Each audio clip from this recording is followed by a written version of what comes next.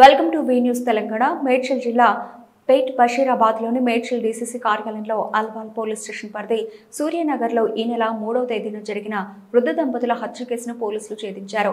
డబ్బుల కోసం పలు నేరాలు చేస్తూ గతంలో జైలు శిక్ష అనుభవించి బయటికి వచ్చిన చింతకింద అనిల్ అనే కరడుగట్టిన పాత నేరస్తుని అల్వాల్ పోలీసులు అరెస్టు చేశారు.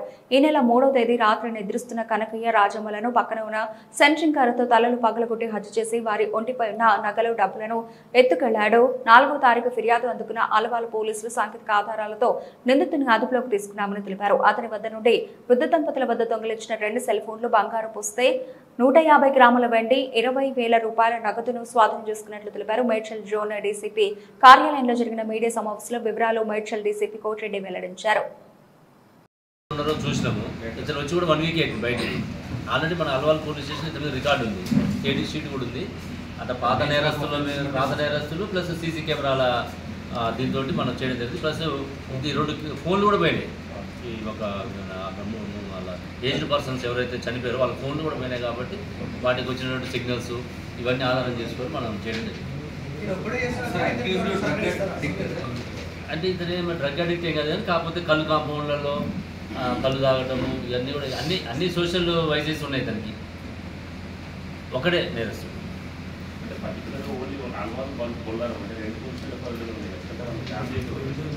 ఇతను ఉన్నది మచ్చపల్లారంలో. గతంలో వాళ్ళ పేరెంట్స్ ఉన్నది, ఇతని గతంలో ఉన్నది కూడా మచ్చపల్లారే.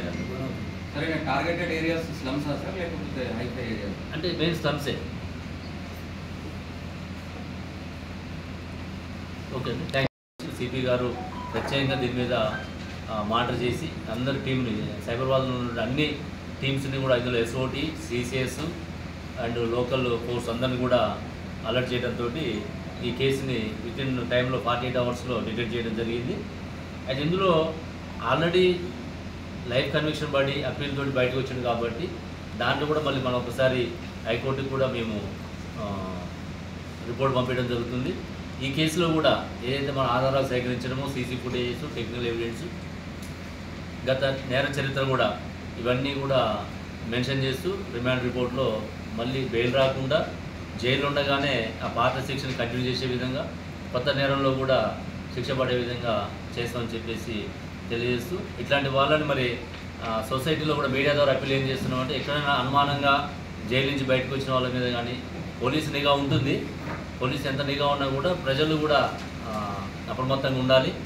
ఇలాంటి అనుమానితులు మీ యొక్క కాలనీలో ఎక్కడన్నా తారసపడేప్పుడు కూడా డయల్ 100 కానీ నియరెస్ట్ పోలీస్ స్టేషన్లో కూడా ఇచ్చినట్లయితే ఇట్లాంటి నేరాలను మనం ప్రివెంట్ చేయడానికి అవకాశం ఉంటుంది. మరి కేసులో ఇంత గుడ్ వర్క్ చేసిన వీళ్ళందరికీ కూడా సిపి గారి ద్వారా ప్రత్యేకంగా రివార్డ్స్ ఇస్తామని చెప్పేసి మీకు తెలియజేస్తాం.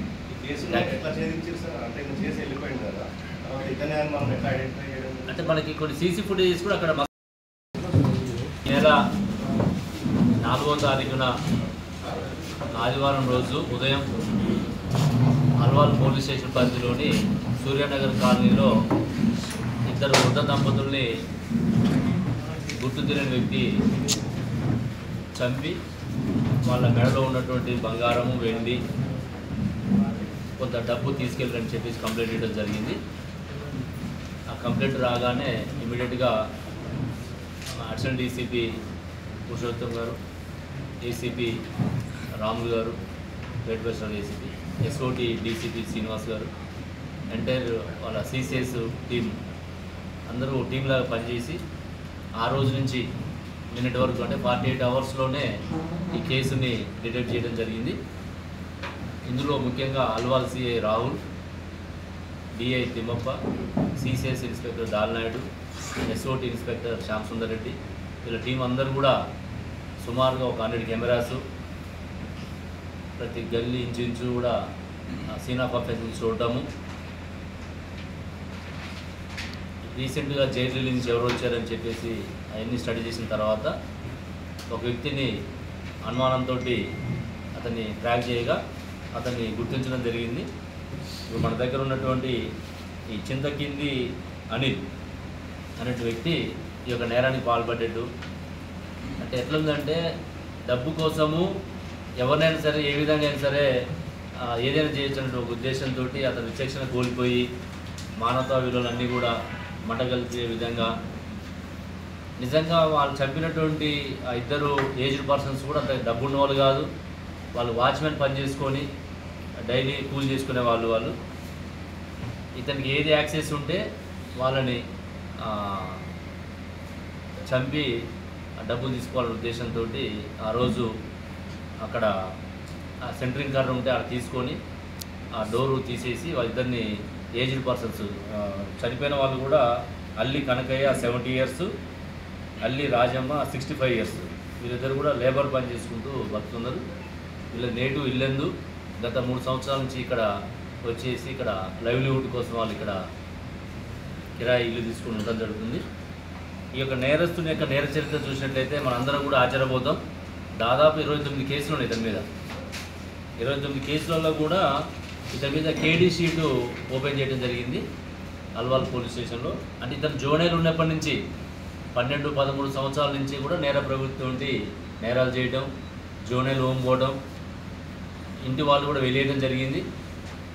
అయినా కూడా జైలుకు పోవడం రావడం, మళ్ళీ అదే నేర ప్రభుత్వం కొనసాగించడం జరుగుతుంది. దాదాపు ఇతని మీద ఉన్నటువంటి కేసులు చూస్తే 21 కేసులు దొంగతనం కేసులు ఉన్నాయి. ఒక రాబరీ కేసు ఉంది అల్వాల్ పోలీస్ స్టేషన్లో. 2 రేప్ కమ్ మర్డర్ కేసులు ఉన్నాయి. ఒకటి అల్వాల్లో, ఒకటి బొల్లారంలో. ఈ రెండిట్లో కూడా గతంలో శిక్షలు పడి ఇతను రీసెంట్గానే బయటకు రావడం జరిగింది. ఎంత ఒక వారం 10 రోజులు అవుతుంది ఇతను బయటకు వచ్చి.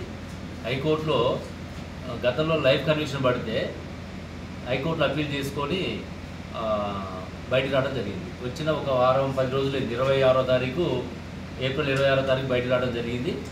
వచ్చిన దగ్గర నుంచి కూడా వాళ్ళ ఇంటికి పోతే ఇంటి వాళ్ళు రానిలేదు. ప్రతిరోజు ఇమ్లిబండ్ బస్ స్టాండ్లో పనుకోవడము, రోజు ఈ బొల్లారము, అల్వాలు, మచ్చబొల్లారం ఏరియాలో మూమెంట్ చేయడము, ఏమన్నా దొంగతనాలు చేయాలని ప్రయత్నం చేయడము. ఇందులో భాగంగా ఈ నెల 2వ తారీఖు కూడా ఒక ఇంట్లో అటెంప్ట్ చేయడం జరిగింది. వాళ్ళు లేచేసరికి అతను పారిపోవడం జరిగింది. ఆ కేసు కూడా నమోదైంది. నెక్స్ట్ 3వ తారీఖు 4వ తారీఖు ఇంటర్వ్యూనింగ్ నైట్లో ఈ యొక్క అగత్యానికి పాల్పడడం జరిగింది. అంటే ఏమన్నా దొంగతనం చేయాలనే ఉద్దేశంతో ఇతను ప్రయత్నం చేయడం. ఆ క్రమంలో సూర్యనగర్ కాలనీలో ఉన్నటువంటి ఒక నార్మల్ హౌస్ ఐడెంటిఫై చేసుకోవడము, అక్కడ ఆ డోరు లాక్ బ్రేక్ చేసి అందులో ఉన్నటువంటి 2 ముసలి వాళ్ళని కర్రతోటి కొట్టి చంపేయడము, వాళ్ళ